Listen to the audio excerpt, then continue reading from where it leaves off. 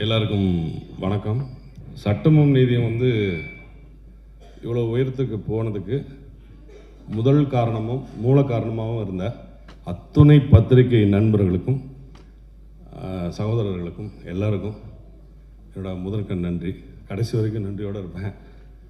இதை கொண்டு போய் இப்படி சேர்த்ததுக்கு காரணம் நீங்கள் தான். நீங்கள் எழுதின எழுத்துக்கள் தான்.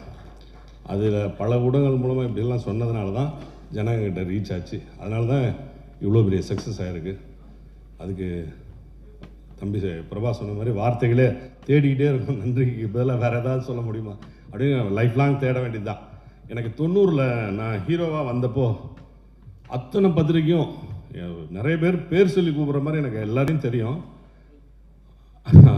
அவ்வளோ பேரும் எனக்கு இப்போ வரைக்கும் அதே மாதிரி 90ல் எப்படி எழுதுனாங்களோ, எப்படி என்னை சப்போர்ட் பண்ணி மேலே கொண்டு வந்தாங்களோ, அதே மாதிரி இப்போ சில நிகழ்வுகள் நடந்து நல்ல எனக்கு எழுதி சப்போர்ட் பண்ணீங்க. ரொம்ப நன்றி. இதை நான் மறக்கவே மாட்டேன். பிரபா வந்து ஓடிடுச்சு அப்படின்னு விட்டுறாமல் திருப்பி அதை எடுத்துக்கிட்டு மறுபடியும் அடுத்த உயரத்துக்கு கொண்டு போயிட்டே இருக்கார். இந்த படத்தோட ப்ரொடியூசர் சசிகலாவும் அவங்க வீட்டுக்காரரும், அந்த தம்பிக்கும் அவங்க குடும்பத்துக்குமே நான் நன்றி சொல்லணும். மற்றபடி இந்த டோட்டல் டீம், நடிகர்கள், டெக்னீஷியன்ஸ், இதில் இருக்க பின்னாடி இருந்து உழைச்ச அத்தனை பேர், costume, art director, music director, editor, இப்படி எல்லாருக்குமே நான் தேங்க்ஸ் சொல்லிட்டே போகலாம். ஆனால் அதுக்கு நேரமே இல்லை.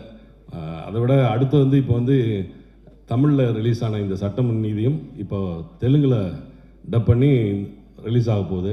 அதுக்கப்புறம் ஹிந்திலையும் ஆல் ஓவர் இந்தியா ZEE5ல வரப்போகுது. இது எல்லாத்துக்கும் காரணம் மறுபடியும் சொல்கிறேன், ஓப்பன் ஹார்ட்டடாக சொல்கிறேன், என்னுடைய பத்திரிகை நண்பர்கள் தான், சகோதரர்கள் தான். உங்களுக்கு தான் நான் நன்றி சொல்ல கடன்பட்டிருக்கேன். போதும்னு நினைக்கிறேன். நன்றி. தேங்க்யூ.